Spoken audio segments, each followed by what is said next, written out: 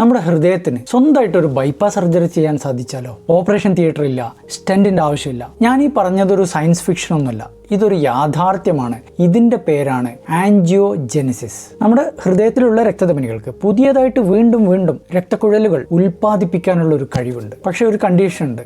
അതിനുള്ള ഒരു സാഹചര്യം നമ്മൾ ബോധപൂർവം ഒരുക്കണം. ആ സാഹചര്യങ്ങൾ എങ്ങനെ നമുക്ക് വളർത്തിയെടുക്കാമെന്നുള്ളതും അതിൻ്റെ ഉപകാരം എന്തൊക്കെയാണെന്നുള്ളതും ഇന്നത്തെ വീഡിയോയിലൂടെ നമുക്ക് നോക്കാം. അതിനു മുമ്പായിട്ട് ആൻജിയോജെനിസിസ് എന്താണെന്നുള്ളത് നമുക്ക് നോക്കാം. നമ്മുടെ ശരീരത്തിൽ ആൻജിയോജെനിസിസ് തുടർച്ചയായിട്ട് നടക്കുന്നത് നമ്മൾ കാണുന്നുണ്ട്. നമ്മുടെ ശരീരത്തിൽ മുറിവുകൾ പറ്റിയാൽ അത് പതുക്കെ ഉണങ്ങുന്നത് നമ്മൾ കണ്ടിട്ടില്ലേ? അവിടെ ആൻജിയോജെനിസിസ് നടക്കുന്നുണ്ട്. അവിടെ പുതിയ രക്തധമനികൾ ഉണ്ടാവുന്നുണ്ട്. അതുപോലെ ഹൃദയത്തിൽ ബ്ലോക്ക് വന്നതെന്ന് വിചാരിക്കാം. ബ്ലോക്ക് വന്നു കഴിഞ്ഞാൽ മാംസപേശികൾക്ക് രക്തം കിട്ടാതെ വരികയാണ്, ഓക്സിജന്റെ അളവ് കുറയാണ്. ആ സമയത്ത് കോശങ്ങൾ ഒരു പ്രത്യേക കെമിക്കൽ ഉൽപ്പാദിപ്പിക്കുന്നുണ്ട്. ഇതിന്റെ പേരാണ് VEGF.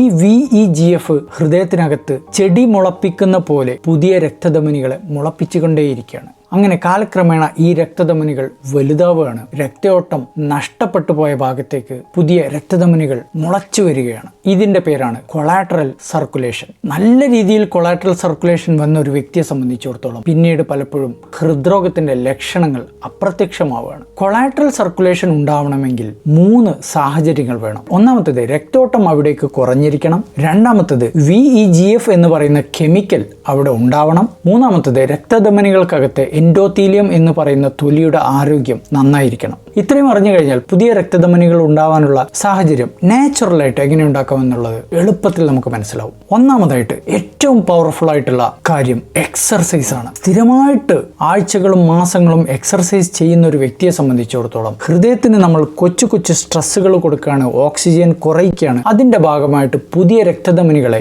മുളപ്പിക്കുകയാണ്. അതിൽ നമ്മൾ ശ്രദ്ധിക്കേണ്ട കാര്യം എന്താണെന്ന് വെച്ചാൽ, ഹൃദ്രോഗത്തിന്റെ പമ്പിങ് കുറഞ്ഞ ഒരു വ്യക്തിയാണ് നിങ്ങളെങ്കിൽ എക്സർസൈസ് ഡോക്ടർ പറയുന്ന അളവിൽ മാത്രമേ ചെയ്യാൻ പാടുള്ളൂ. രണ്ടാമത്തത് രക്തധമനികൾക്കകത്തെ എൻഡോത്തീലിയത്തിന്റെ ആരോഗ്യത്തിന് ആവശ്യമായിട്ടുള്ള നൈട്രിക് ഓക്സൈഡ് വർദ്ധിപ്പിക്കാനുള്ള സാഹചര്യം നമ്മൾ ഒരുക്കണം. ഇതിനായിട്ട് ബീട്രൂട്ട്, ഇലക്കറികള്, നട്ട്സ്, തണ്ണിമത്തൻ, സിട്രുലിൻ സപ്ലിമെന്റ്സ് എല്ലാം ഉപയോഗിക്കാം. മൂന്നാമതായിട്ട് എൻഡോത്തീലിയത്തിന് നീർക്കെട്ട് കാരണം വരുന്ന കേട് തടയാന്നുള്ളതാണ്. ഇതിനായിട്ട് omega-3 ഫാറ്റി ആസിഡുകൾ, dark chocolate, extra virgin olive oil ഇതെല്ലാം ഉപയോഗിക്കാം. നാലാമതായിട്ട് രക്തധമനികളുടെ ഗ്രോത്ത് ഫാക്ടർ കൂട്ടാൻ വേണ്ടിയിട്ടുള്ള vitamin D, magnesium, zinc, folic acid vitamin ഇതെല്ലാം ഉണ്ടെന്ന് ഉറപ്പുവരുത്തണം. ഇനി നാച്ചുറൽ ബൈപ്പാസിനെ തടയുന്ന സാഹചര്യങ്ങൾ എന്തൊക്കെയാണ്? സ്ഥിരമായിട്ട് ഷുഗർ കൂടി നിൽക്കുന്ന അവസ്ഥ, പുകവലി, അമിതവണ്ണം, ടെൻഷൻ, ഉറക്കമില്ലായ്മ.